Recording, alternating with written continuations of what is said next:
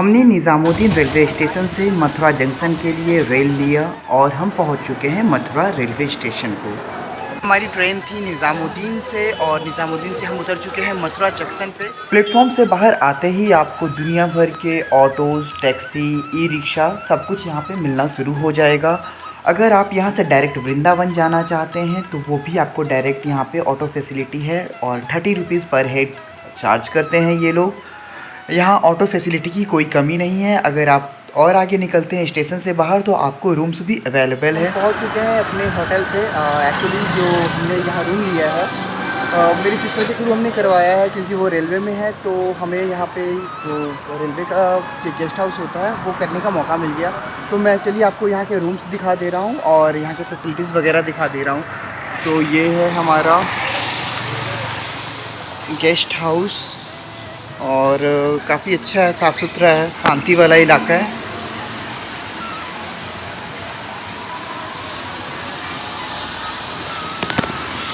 Ground floor पे ही हमें room मिला है।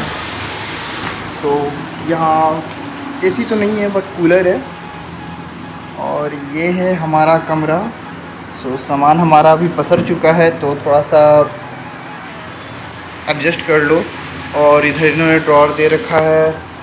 ये सामने वॉशरूम है और इधर एक किचन भी दे रखा है अंदर में। अगर आप कुछ खाने वगैरह लाते हो तो यहाँ रख सकते हो। सही है, ओवरऑल रूम सही है, मिरर भी है। इस कमरे की कॉस्टिंग जो मुझे पड़ी है 160 अ डे। मुझे नहीं लगता कि इससे ज़्यादा सस्ता आपको कोई रूम मिलने वाला है। तो खैर मैं तो सस्ते में लिपट गया। आप आते हो तो आपको बता दूं, अगर आप यहाँ होटल वगैरह भी देखना चाहते हो तो मैंने नेट वगैरह पे भी देखा कि यहाँ पे जो होटल है, धर्मशाला है, काफ़ी अच्छे अच्छे हैं और रूम के रेंट्स जो है आपको 500 से ही स्टार्ट है। तो बहुत ज़्यादा यहाँ पे वरी करने की ज़रूरत नहीं है, आपको सस्ते रूम्स मिल जाएंगे। हाँ, जो मैं आपको बताना वीडियो में स्टार्टिंग में ऐड करना भूल गया कि स्टार्टिंग में जैसे मैं यहाँ आया, हम गोल्डन टेम्पल एक्सप्रेस से आए हैं जो कि निज़ामुद्दीन में 4 बजे थी और यहाँ हमें 6:17 में उतारी। 17 मिनट लेट थी एक्चुअली, 6 बजे टाइमिंग थी तो चलता है इतना तो।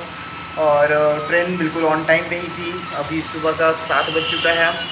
थोड़ा सा रेस्ट तो नहीं करेंगे, बस फ्रेश होंगे, क्योंकि जो मंदिर की टाइमिंग है यहाँ पे सब मॉर्निंग में ही होती है। 12 बजे के बाद बंद होना शुरू हो जाता है। तो हम भी जल्दी से फ्रेश वगैरह होके निकलते हैं। हम यहाँ से डायरेक्ट निकल रहे हैं द्वारकाधीश टेम्पल और इसके लिए हमने कैब बुक किया है और 20 रुपीज़ पर हेड यहाँ से पार्क हो रहा है। हमें एक शॉप पे उतार दिया है और यहाँ से हमें शायद 200-300 मीटर और अंदर जाना है द्वारकाधीश मंदिर के लिए। ऑटो वाले ने हमें 200-300 मीटर कह के 1-1.5 किलोमीटर पहले उतारा था। हम 10-15 मिनट से चले जा रहे हैं और द्वारकाधीश अभी तक पहुँचा नहीं था। खैर यहाँ सारे ऑटो वाले ऐसे ही करते हैं। लीजिए, हम पहुंच गए हैं द्वारकाधीश टेम्पल पे और बिल्कुल सामने अब द्वारकाधीश टेम्पल है। देख लीजिए यहाँ पे आप। तो हम पहुंच चुके हैं द्वारकाधीश टेम्पल और मेरे पीछे है, बिल्कुल आप देख सकते हैं, ये रहा मंदिर। तो अब चलते हैं अंदर और हम भी अंदर चल के दर्शन कर लेते हैं। भेंट चढ़ाने के लिए हम यहाँ से फूल माला ले रहे हैं। तो हमने फ्लावर्स ले लिया है और चलते हैं अंदर।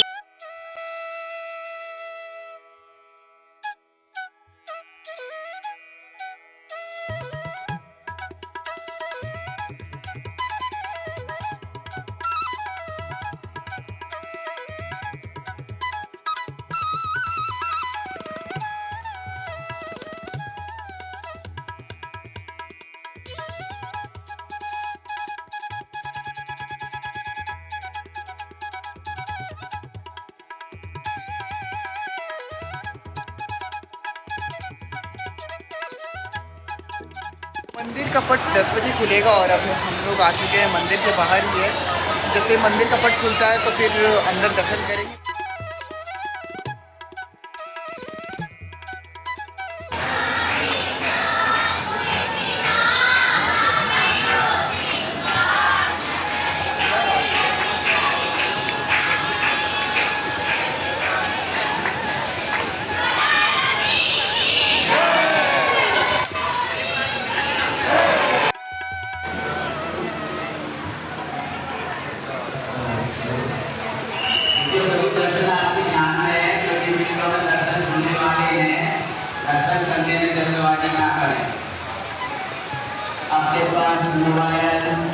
ये लीजिए, इंतज़ार की घड़ियां ख़त्म हुई और अब हमारे कृष्णा जी का, कान्हा जी का पट खुल रहा है और अब सब लोग दर्शन कर सकेंगे यहाँ पे।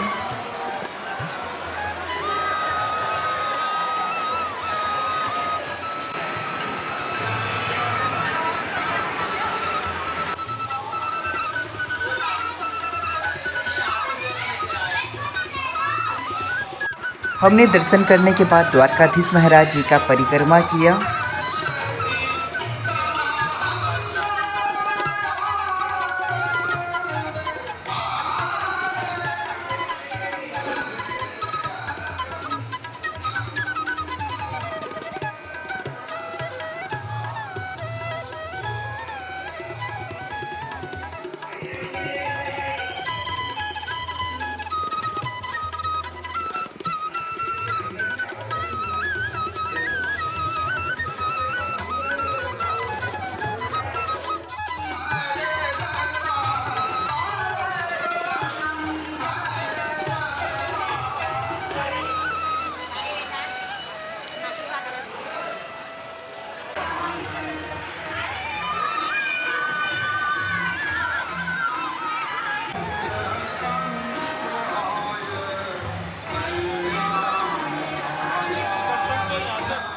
दर्शन के बाद सबसे पहले हम आए हैं अपनी पेट पूजा करने के लिए और यहाँ होटल पे रुके हैं और पूड़ी कचौड़ियाँ थोड़ा ऑर्डर किए हैं, वो खाएंगे फिर खा के चलेंगे। तो हमने यहाँ लस्सी भी ऑर्डर करा है क्योंकि यहाँ का फेमस है काफ़ी, तो और मंगाते आ रहे हैं, फिर टेस्ट करके बताते हैं कि वाकई टेस्टी है या सिर्फ फेमस है। तो आ गई है लस्सी मेरे पास और कुल्हड़ में ये ठीक है, देखता हूँ।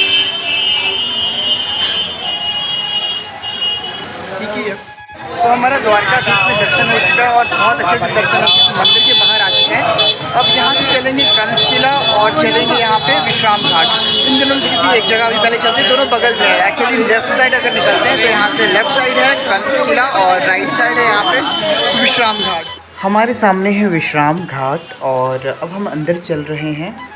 एक्चुअली पहले कंस किला जाने का सोचा था, बट लोकल लोगों ने बताया कि कंस किला जाने से कोई फ़ायदा नहीं, वहाँ कुछ है नहीं, वहाँ सिर्फ बंदर होंगे, तो फैमिली के साथ जाना ठीक नहीं है वहाँ।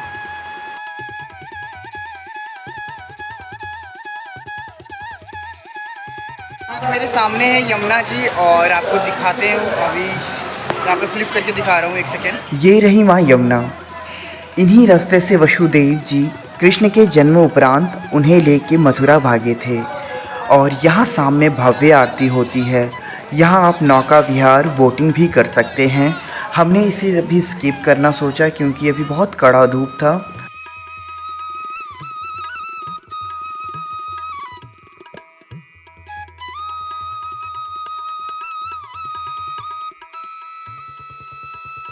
ये है विश्राम घाट और मान्यता की अगर माने तो कहते हैं कि भगवान श्री कृष्ण अपने मामा कंस का वध करने के बाद उन्होंने यहीं पे विश्राम किया था, इसी घाट पे, इसीलिए इस विश्राम घाट के नाम से जाना जाता है।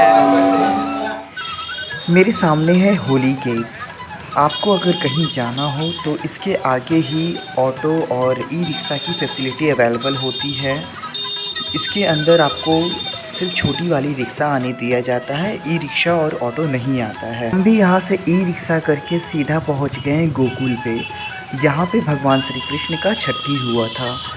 गोकुल के बाद हमें चलना है नंदगांव। अभी हम आए हैं 84 खंबा और तो चलते हैं 84 खंबा और वहाँ से गोकुल से आने का 20 रुपीज़ पर हेड लगा है यहाँ। और अगर आप आगे और जाना चाहते हैं तो एक और जगह है ब्रह्मांड करके कुछ है, जहाँ पे भगवान ने मिट्टी खाया था। मथुरा से गोकुल जाने के लिए आपको ई रिक्शा मिल जाएगा जो कि आपको 40 रुपये पर हेड चार्ज करेंगे और वो आपको पोथरा कुंड पे ही उतारेंगे। तो हम पहुँच चुके हैं 84 खंबा और अंदर चल रहे हैं अभी।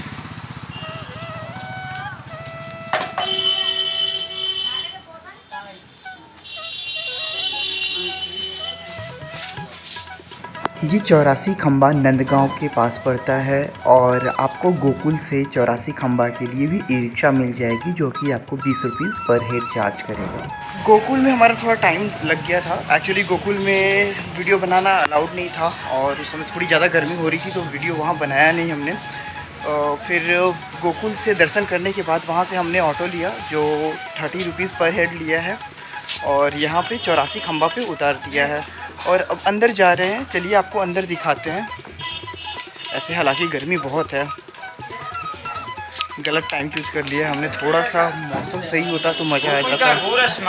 2 बज चुका है, बहुत कड़ा धूप है। धूप तो क्या बताऊँ, सुबह से ही इतनी कड़ी धूप है।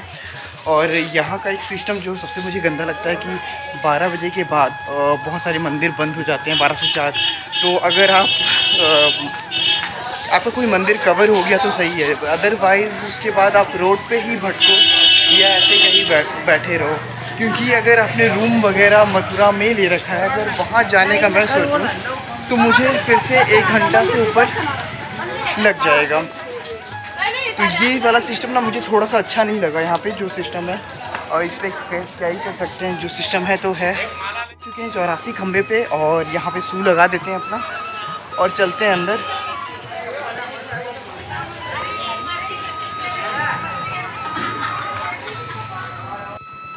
यह है पंचायती 84 खंबा भवन। यहाँ पे नंद बाबा अपना पंचायती भवन लगाया करते थे और भगवान यहाँ पे रहा भी करते थे। यहाँ पे 84 खंबे हैं, जिनमें से कहा जाता है कि 80 खंबों को भगवान विश्वकर्मा ने बनाया है और बाकी 4 खंबे भगवान ब्रह्मा जी के द्वारा बनाया गया है। और वो 4 खंबे 4 युग का प्रतीक हैं, जो कि होता है सतयुग, त्रेता युग, द्वापर युग और कलयुग। और इस खंबे की एक और ख़ासियत है, जब भी अगर आप इसे काउंटिंग या गिनना शुरू करेंगे तो आप 84 नहीं गिन पाएंगे, या तो आप 84 से कम गिनेंगे या 84 से ज़्यादा गिनेंगे। इनमें से कुछ खंभों में ही भगवान श्री कृष्ण को मैया यशोदा बांधा करती थी। और इनमें से एक खंभा टूटा हुआ है थोड़ा, क्योंकि औरंगजेब ने इसे तोड़वा दिया था, क्योंकि उसे लगा था शायद इस खंभों में सिर्फ सोने गड़े मिलेंगे। तो जब उसने तोड़वाया तो उसके अंदर सोना नहीं मिला था, तो फिर उसने बाकी खंभों को छोड़ दिया था। तो वो खंभा अभी भी लगाया गया है, बट थोड़ा टूटा हुआ है। और इस महल के राजा भगवान श्री कृष्ण नहीं, बल्कि उनके भैया दाऊ हैं। दाऊ जी की नगरी है ये।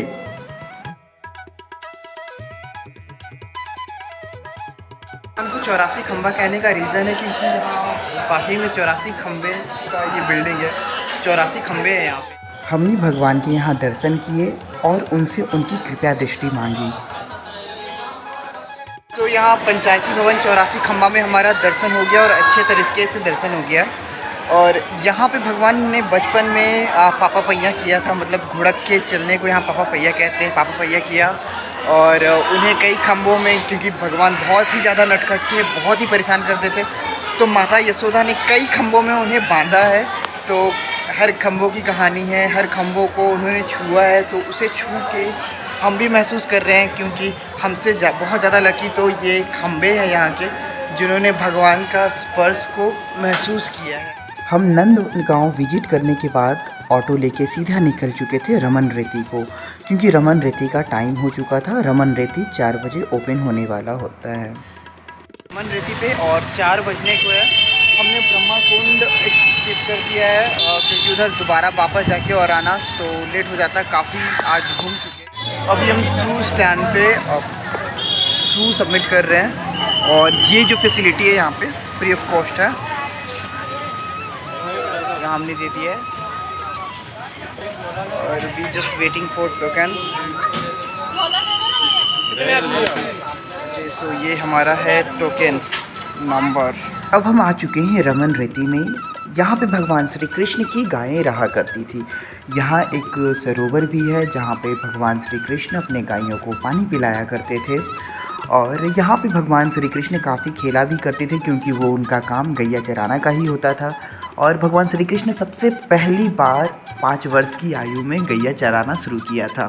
जस्ट 5 मिनट पहले ओपन हुआ है, जिसकी वजह से अभी काफ़ी भीड़ है यहाँ पे, बहुत ज़्यादा रश है। रमन रेती आज के टाइम पे एक आश्रम है, और यहाँ रहने के लिए धर्मशाला की भी फैसिलिटी है, और ये अपने आप में काफ़ी खूबसूरत जगह है। ये रमन रेती कहते हैं कि यहाँ पे भगवान श्री कृष्ण की गायें रहा करती थी।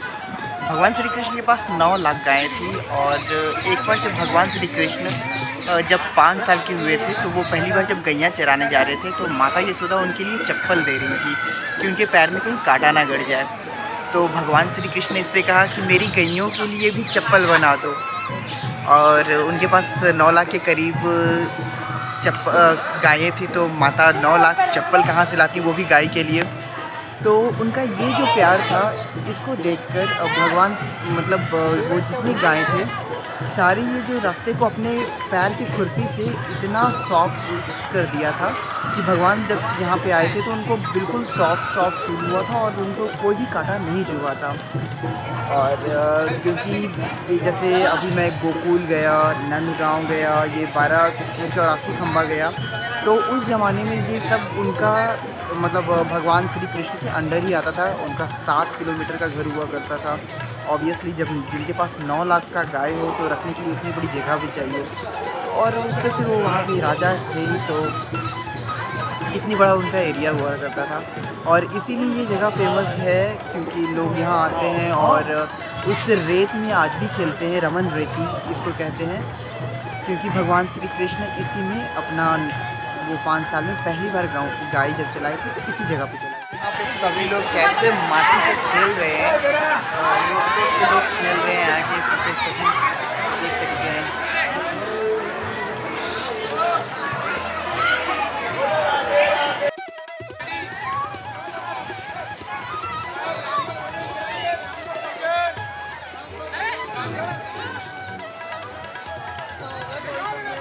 ये हम हैं, ये रमन रेती है और हम होली खेल रहे हैं। राधे राधे।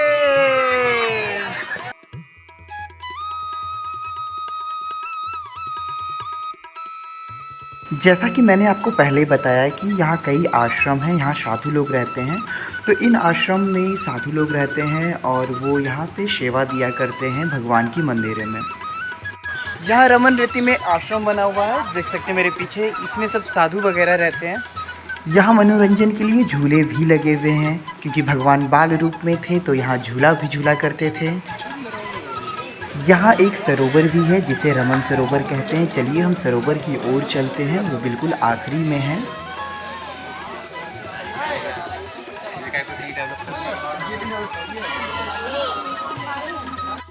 ये रहा रमन सरोवर। यहाँ पे भगवान श्री कृष्ण अपने गैयों को पानी पिलाया करते थे। यहाँ बच्चों के खेलने के लिए भी अच्छी सी पार्क बनी हुई है और झूले वगैरह लगे हुए हैं। इधर स्लाइडिंग लगा हुआ है और उधर ऐसे ही छोटा छोटा बना हुआ है डायनासोर्स।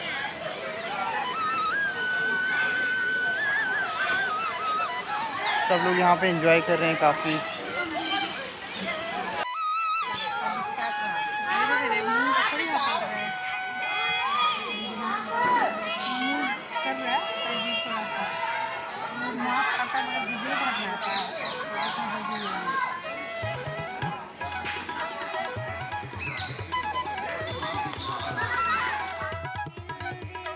ना हो गया दिल दीवाना हो गया, सावली सूरत पे मोहन दिल दीवाना हो गया।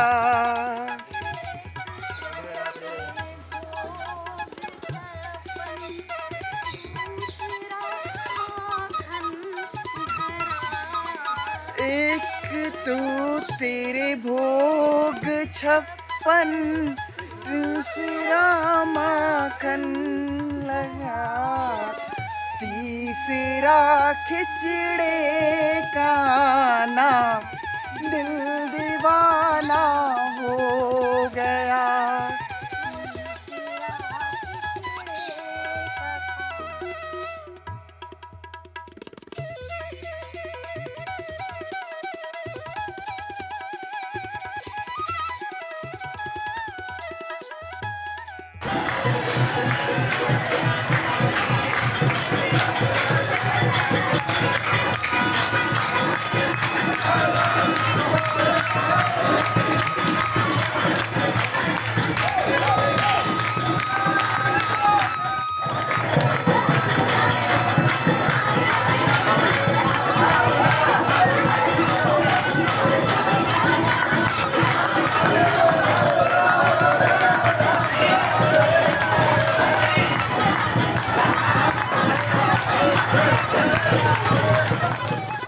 गया है और हम बाहर निकल चुके हैं।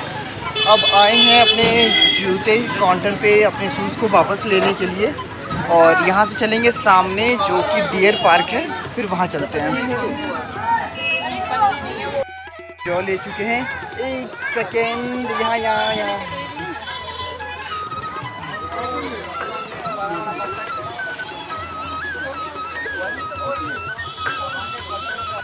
यहाँ हिरन को खिलाने के लिए जौ मिल रही थी, जो कि 10 रुपये पर कटोरी चार्ज था। तो हमने भी लिया, 5 कटोरी लिया था, बट हालांकि उन्हें 5 कटोरी खिला के भी हमारा संतुष्टि नहीं मिला। हमें यूज खिलाया, काफ़ी प्यारे प्यारे हिरन थे यहाँ पे, और यहाँ आसपास कुछ और खिलाने को मिल भी नहीं रहा था। तो अगली बार से मैं आऊँगा तो मैं आपसे भी रिक्वेस्ट करूँगा कि अगली बार से आप भी आते हो तो अपने साथ गेहूँ या जौ, कच्चे फल खुद से लेके आना, और 2-4 किलो लेके आना, क्योंकि 2 कटोरे से इनका कुछ मन नहीं भरता, क्योंकि ये भी काफ़ी सारे और बहुत प्यारे हैं। तो हम नहीं खिलाएंगे तो खिलाएगा कौन? तो इनके लिए इतना तो हम कर ही सकते हैं। चल रहे मथुरा के लिए, और हमने ई रिक्शा ले लिया है, और यहाँ पे पार्क में हमने खिलाया इन लोगों को। बहुत भूखे, मतलब भूखे थे, सब लोग खिला रहे हैं और ये लोग अच्छा खासा खा रहे हैं, अच्छा लग रहा था, प्यारे प्यारे हिरन थे। तो वहाँ से हम डायरेक्ट अपने रूम पे आ गए थे, और रूम पे आने के बाद फ्रेश होके सामने खाने के लिए मार्केट आए हैं। अब खाने के लिए आए हैं सेंट्रम ब्रिजवासी में, और यहाँ का पेड़ा काफ़ी फेमस है। तो चलिए पहले हम अंदर चलते हैं और खाना वाना खाते हैं।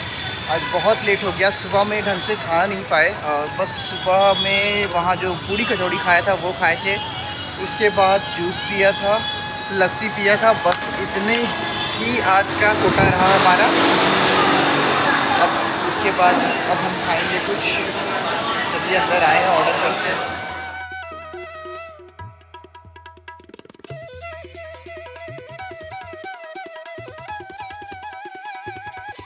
सीधे रमन रेती से अपने रूम पे चले गए थे और थोड़ा चेंज वेंज करके आए हैं, क्योंकि रमन रेती पे काफ़ी बालू से खेले थे हम लोग, तो बालू हो गए थे और पूरे देह में चुभ रहा था। तो कपड़ा वगैरह चेंज करके आए हैं। ओह शिट, मैंने टी शर्ट उल्टा पहन रखा है। अभी हमने ऑर्डर किया है इडली, डोसा और फ्राइड राइस, और बस अभी फ़िलहाल इतना ही करके देखते हैं, और इसके बाद फिर अगर पेट में जगह बचेगा तो फिर कुछ और करें। तो आ गई है हमारी फ्राइड राइस, और देखने में तो बिल्कुल लाजवाब लग रही है। हाउ टू डाई है, बिल्कुल डिस्चार्ज हो चुका है सुबह से घूम फिर के। मैं भी डिस्चार्ज हूँ, मेरी बैटरी भी डिस्चार्ज है। हमारा डोसा भी आ गया, मैं वो भी दिखा दे रहा हूँ। दिखने में तो कोई ख़ास नहीं दिख रहा है।